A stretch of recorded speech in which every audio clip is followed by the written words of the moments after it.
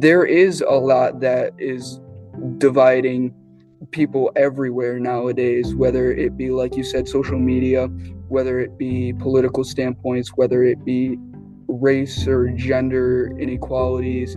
The shoe club does kind of act as an antidote to that, because instead of poisoning the mind with hate and harmful feelings and words, it's teaching these students coming through the middle school that it's okay to be open to new ideas and new people, that your own opinions don't have to affect how you live your life, and it certainly doesn't have to affect other people. Hi, everyone. This is your host, Ken Feudernick, and the episode we are recording today will be posted on two podcasts I host because, well, it's really a good fit for both of them. The Teacher Stories podcast is about the impact extraordinary teachers have on their students. Matt Hamilton, one of my guests today, is such a teacher, and you will see why in a moment. The other podcast is Courageous Conversations about Our Schools. In that one, my guests and I focus on ways that educators, parents, and students can build better schools by bridging the political and social divides that often separate them. The story you're about to hear is about that too. Well, first I want to introduce Matt Hamilton. Mr. Hamilton is a seventh grade social studies educator and middle school and high school video production educator at East Jordan Public Schools in East Jordan, Michigan. He recently was one of 5 educators in the country who received the 2025 Horace Mann Award for Teaching Excellence. He was also the recipient recently of the 2025 NEA Member Benefits Award for Teaching Excellence. Mr. Hamilton received these awards for a number of reasons, but the one we will talk about today is a project he and his students started called the Shoe Club.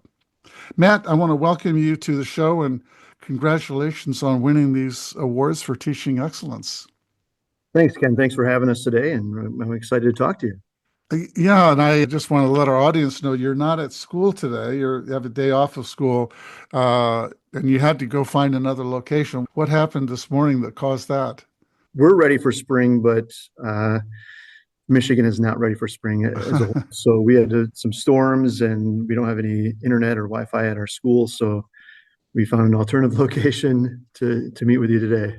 Yeah, that's great. I can't wait to talk about the Shoe Club. And but first, I want to introduce 2 other guests we have with us today.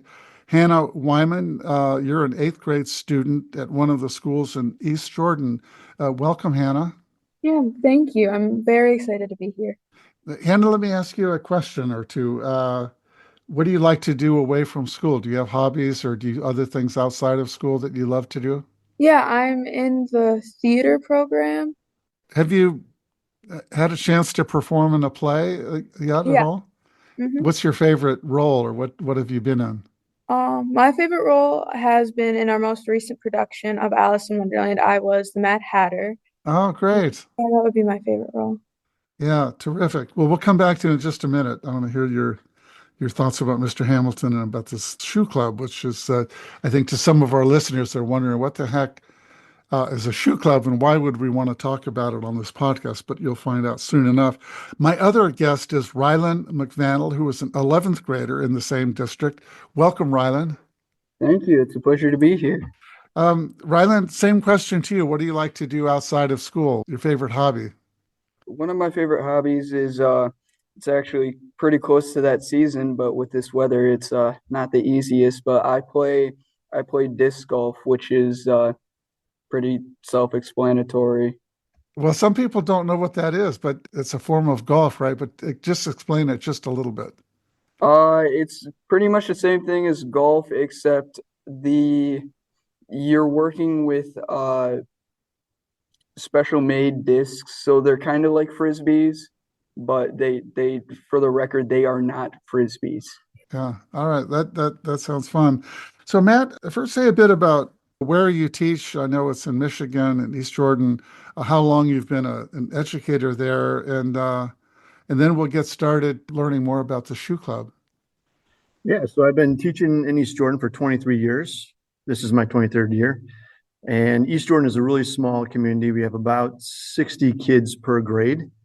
And our claim to fame is we have EJ Ironworks, which makes pretty much most of the manhole covers around the country. So if you're walking around town and you look down and you see, they'll either say East Jordan Ironworks or it'll just say EJ on it. More than likely they were produced, Ah, made in East Jordan here. So it's a blue collar, factory, hardworking town, and it's an absolutely phenomenal town. Great people. We were located about 15 minutes away from Lake Michigan, right on Lake Charlevoix, which is a beautiful all sports lake.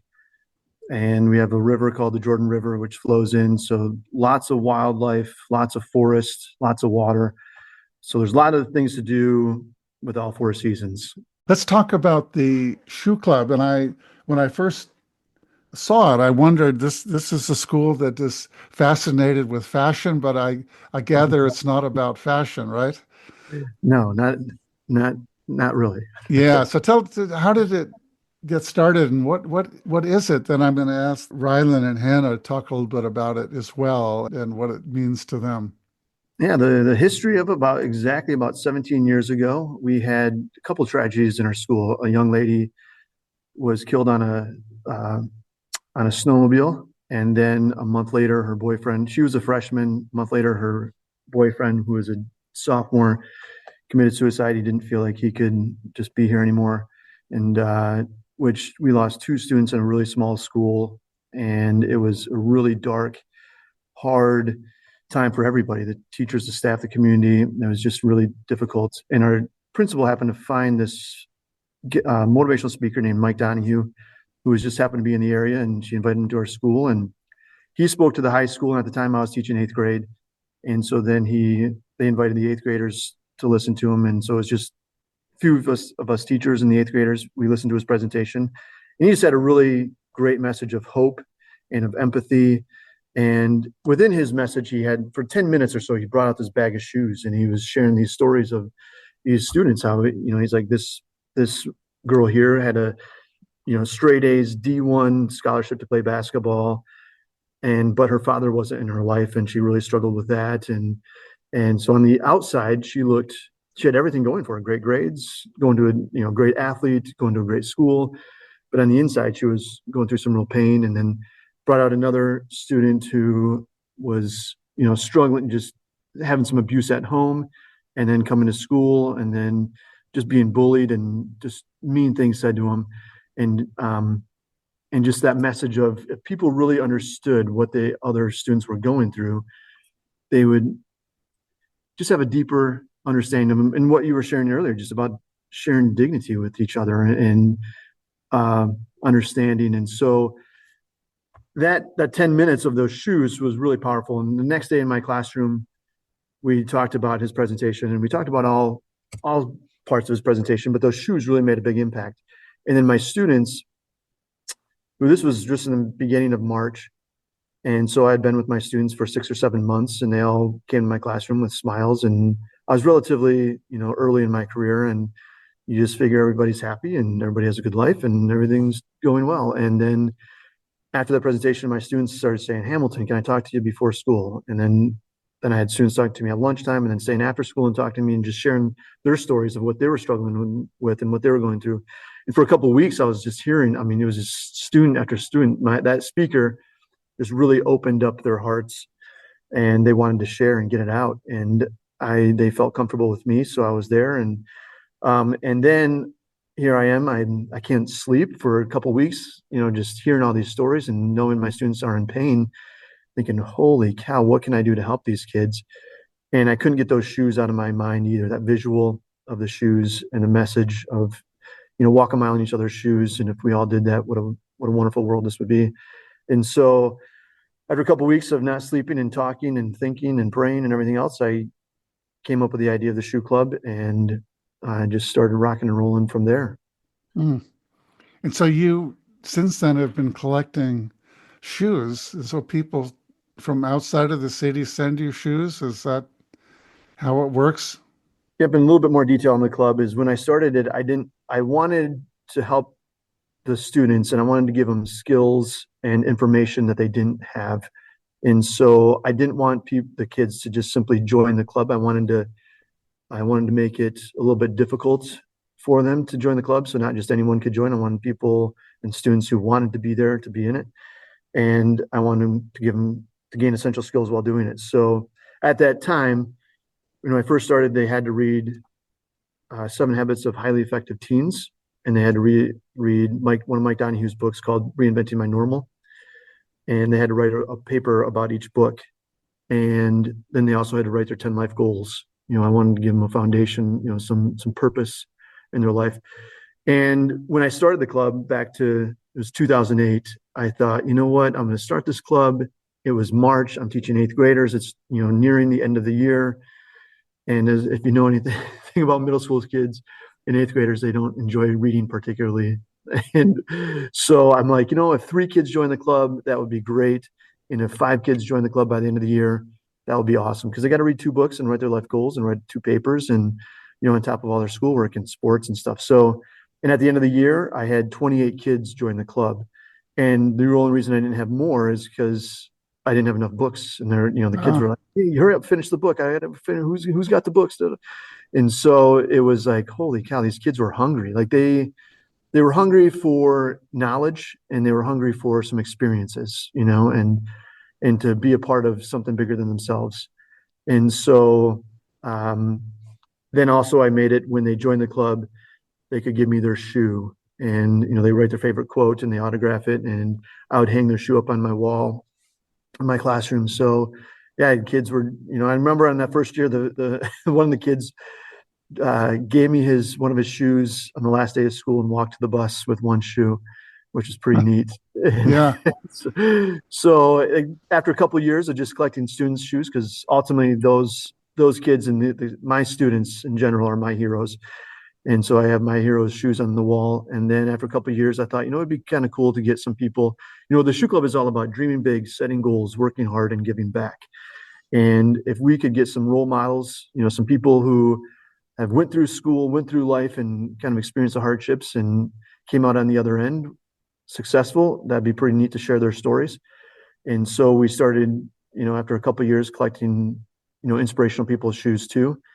And so, yeah, we've gotten support from all kinds of people from around the world, actually, like, Jane Goodall, Dolly Parton, Michael Jordan, Steph Curry, Mike Tyson just a couple of weeks ago sent us a pair of shoes that he trained in for his latest fight against Jake Paul, which is pretty neat for the kids. So just, in all walks of life, Vince Cerf, who invented the internet, and, all kinds of people, Charlie Duke, who walked on the moon. And yeah, we have inventors, scientists, Nadia Murad, she was a Nobel Peace Prize recipient. I shouldn't say winner, recipient. So all walks of life, all kinds of, engineers to athletes to inventors to all kinds of people. Matt, when someone sends a shoe to you, do you spend time with the club researching something about the person that sent the shoe and then have a conversation about it? Absolutely. So the shoes, we say, aren't just artifacts to just display in my classroom. They really represent the stories of the people who wore them.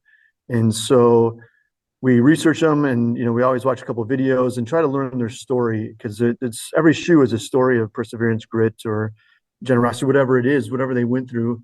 And it's amazing that these students get to see these really famous and inspirational people that they see on TV, and then learn the story behind them. Because we all, typically we only learn about people when they've become successful. We don't get to go on that journey with them through the hardships and the failures and the setbacks.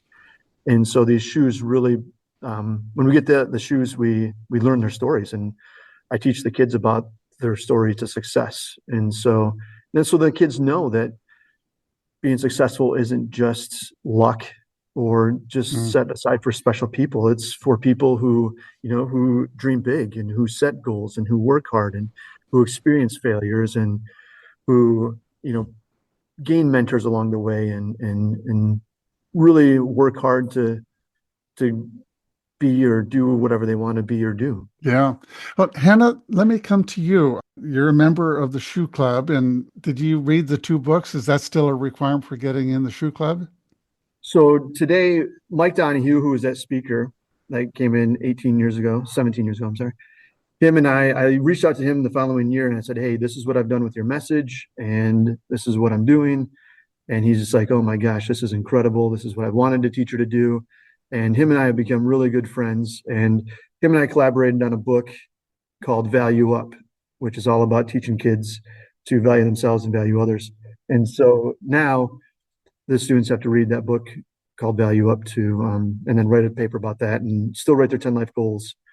And then that's to join in seventh grade. So the Shoe Club is for seventh and eighth graders that are building. And then for eighth graders, they have to rejoin as an eighth grader and they have to do 12 hours community service. And then they have to make a dream board. You're 10 times, I don't know how they got this research, how they got the data, but the research shows if you write a goal down, you're 10 times more likely to accomplish it. And if you make a dream board and if you can actually visualize your goals, you're 18 times more likely to accomplish it. So to get into the club as an eighth grader, they got to make a dream board, and the goal is that they hang it up in their bedroom, and so they can see, what career they want to go, be a part of, or what school they want to go to eventually, or where they want to travel to, or their family life, just things like that. Yeah. Okay. So Hannah, we'll come back to you now that I understand what is required of students now. It's a little different than before, but talk about why you decided to join the Shoe Club and describe a couple of things that you've experienced being in the club that are important to you. I joined the Shoe Club, I would say November-ish, like kind of later fall of seventh grade. I realized that after reading the book, I needed to be a part of it because the book made me realize that I needed to value myself more, and being a part of a club or a group like that, I realized would be very helpful for not only me but other people in school and community members. And I thought I wanted to be a part of that, helping other people. Yeah. So is there a shoe that's part of the collection that has special meaning for you? I like Bethany Hamilton's shoe. She is a surfer. She got her arm bit off at the age of 13 by a shark, if you don't know the story. She's just a huge inspiration because she got on the water a month after, less than a month after the attack, and just that fearlessness and determination just was really inspirational and one of my favorites. And another favorite, forgive me, I don't know how to pronounce his last name, but he's a free solo climber, Alex Hanold. Alex Hanold. He is a free soloist, and I think I like his shoe just because of what he does and how just awe-inspiring and how dangerous it is, but he still does it and he loves it. Well, thanks for sharing that. We'll come back to you in a minute. Rylan, I want to hear what drew you to the Shoe Club and why it's important to you, and is there a shoe that has particular importance for you? Well, I'll start off with the first part of the question. So I am a junior right now, and I not really am considered a Shoe Club member anymore. I'm more of a high school mentor at this point. But that being said, I've been in the Shoe Club for the past 4 years.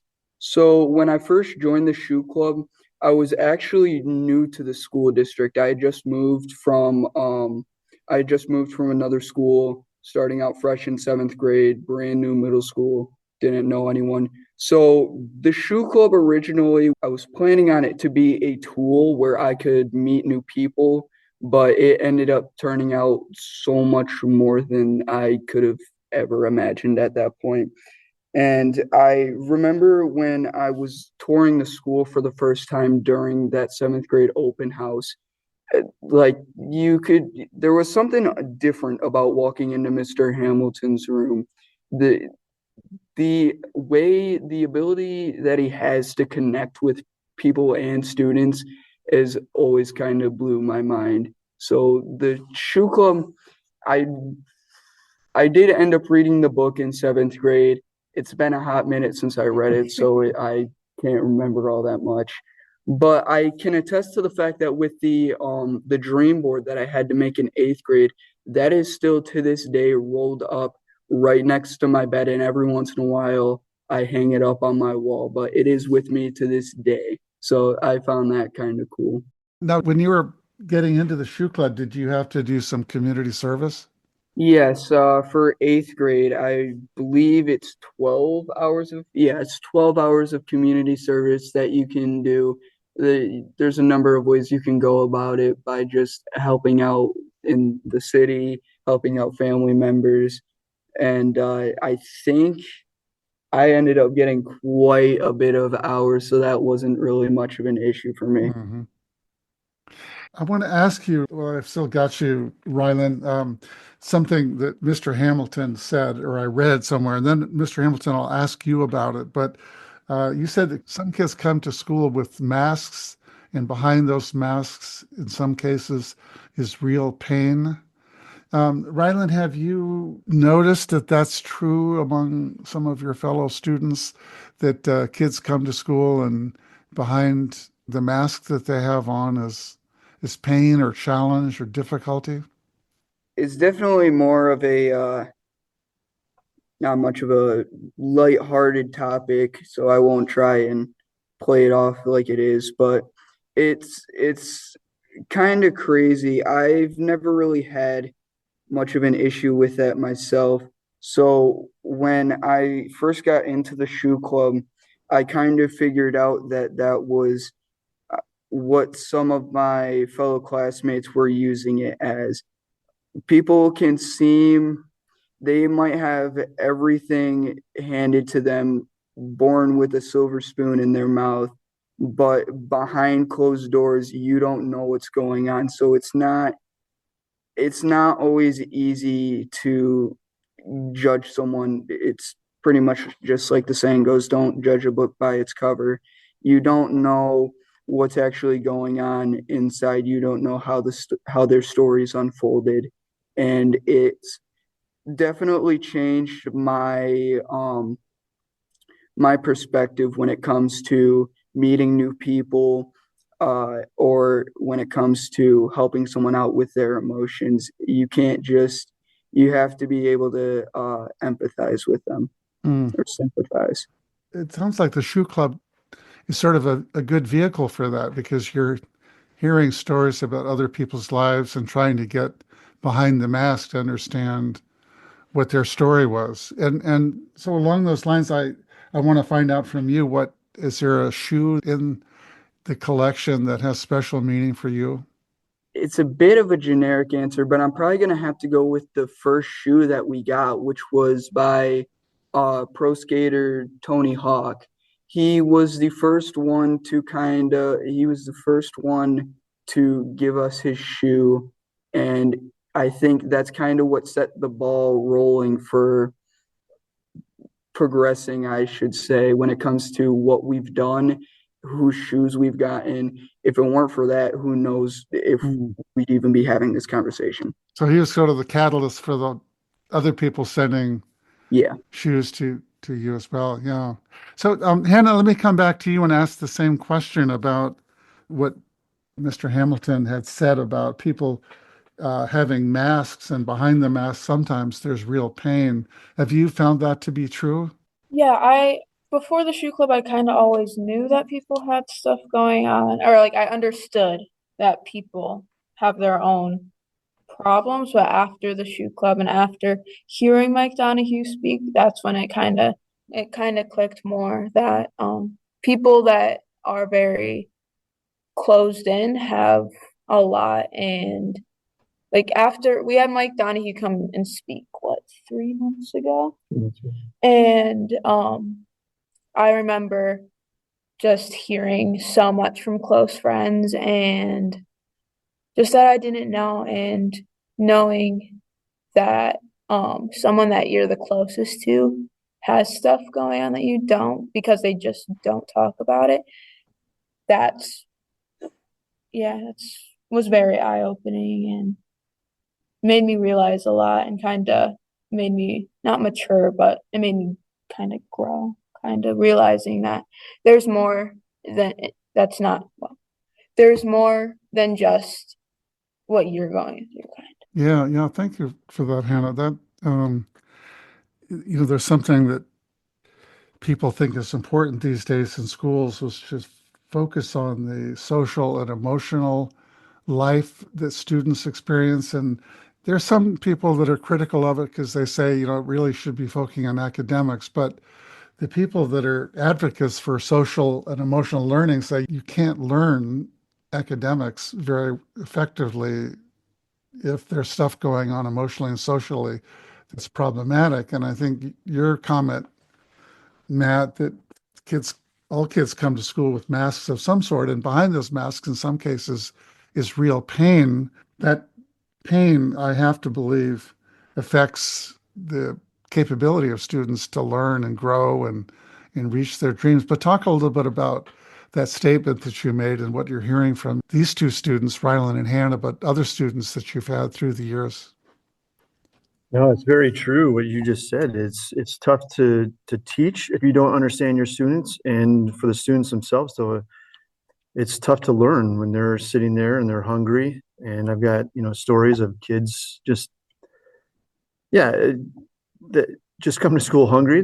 They're tired, and as a teacher, you're ready to rock and roll, and you got 25, 30 kids in your class, and you've got your content and your targets you're trying to get through, and then you got kids sleeping or acting up and misbehaving and all kinds of things that I think every teacher in America has to deal with. But when you start asking them questions and start to understand them, you can empathize with them, and you can and it doesn't excuse their behavior. I want to make that clear too. I'm not, it doesn't give them an excuse, but then it opens up the door for you to have a relationship with them and to build that relationship. And then you can help them, go through some stuff. And if they're hungry, well, here's some services to get you food, or, why can't you sleep? And what's the issue at home that's going on? And so you can help them instead of just getting mad and angry at them for not doing well in your class. You get to understand them, and then you can help them get the help and the resources they need. So, and again, there's just so, I remember one student, I used to coach basketball for many years, and one kid was an athlete, eighth grader, and I really wanted him to play basketball, and I kept on him and about joining the team. And the first day's practice came along and tryouts or whatever, and he didn't show up. And I'm like, what? So I talked to him the next day, and I'm like, hey, I've been on you, and I really want you on the team. Why don't you show up? And he's like, I can't. I'm like, yeah, you can. You're a great athlete, and I'd love to have you. And he's like, well, I can't. And he's like, I literally can't. And I'm like, why don't you come to my room and eat lunch with me, and let's talk. And so he came to my room, and we just had this great talk. And he said, his parents were divorced, and his mom wasn't, lived downstate, wasn't a part of their life at all. And he lived with his dad, and his dad worked the second shift. So we'll say from 2:00 to midnight or whatever it was. And so he had a younger brother in elementary school, and he says, I have to ride the bus home with my brother, make sure he gets his homework done, and cook him dinner. And then, and then I got to put myself and him to bed and come back and do it the next day. I'm like, holy cow. So you're raising your little brother. Here I was giving him a hard time about not joining the basketball team. No idea that he was raising his brother on after school and stuff. So was I more patient with him and more understanding? Absolutely. And did I have high expectations for him in the classroom? Absolutely, I did.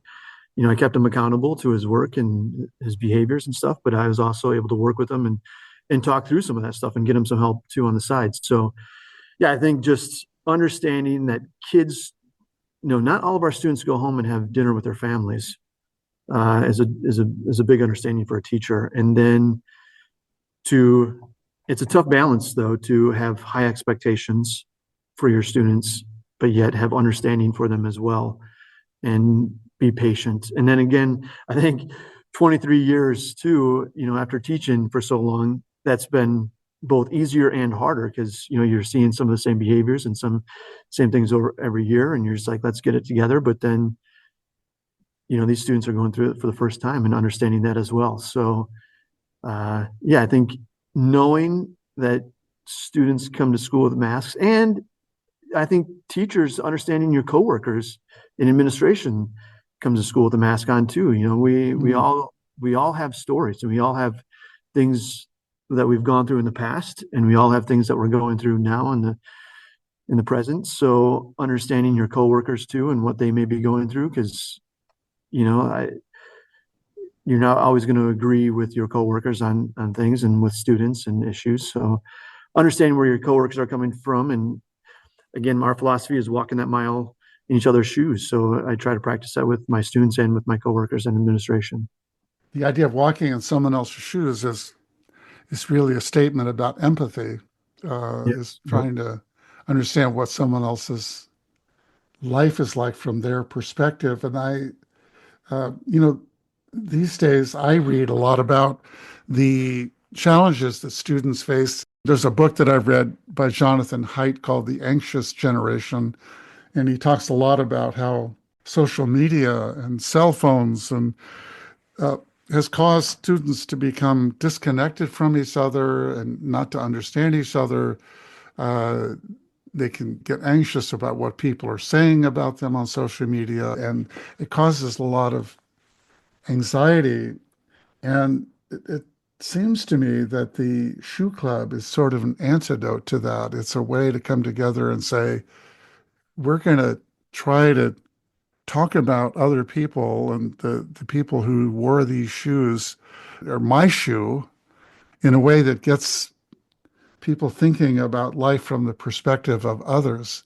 But can you just talk, each of you, just say a little bit about the way in which the Shoe Club promotes empathy and sort of bridges the divides that we're all experiencing these days? I think a good thing with the Shoe Club is that it encourages being able to listen to other people and appreciate them for what they are, as human being, just like anyone else is. You can't value someone based on just what they look like, or maybe their opinions or how they act. I think something that I've learned through the Shoe Club that kind of ties into that is, because of some of the projects that I've been a part of, I would say I'm more open now to hearing other ideas, to talking to newer people, rather than taking a look at someone and saying, I don't like X about them, so I'm not going to even try and talk to them. It's kind of hard though at the same time, because keeping that idea in mind, there is a lot that is dividing people everywhere nowadays, whether it be, like you said, social media, whether it be political standpoints, whether it be race or gender inequalities. So it's kind of hard, and I'm glad that the Shoe Club does kind of act. You used a pretty good analogy there.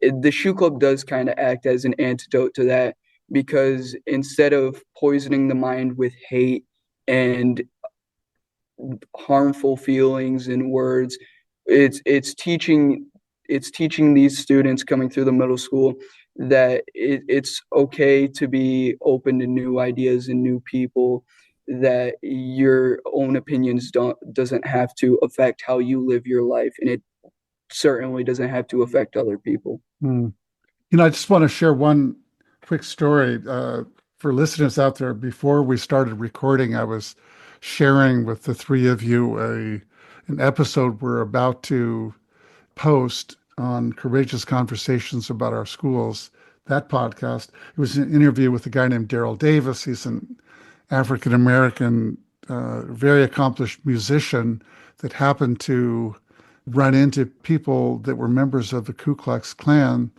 And through empathizing with them, as hard as that you can imagine that would be for a Black man who is hated by members of the Klan, many of those Klan members ended up leaving the Klan. And I asked Daryl, what are the implications for schools? And one of the things he said is that I encourage kids in the cafeteria to walk across the floor of the cafeteria and sit with other people, because people tend to come into the cafeteria or whatever spaces in schools and they sit down with people that they know or that they have something in common with.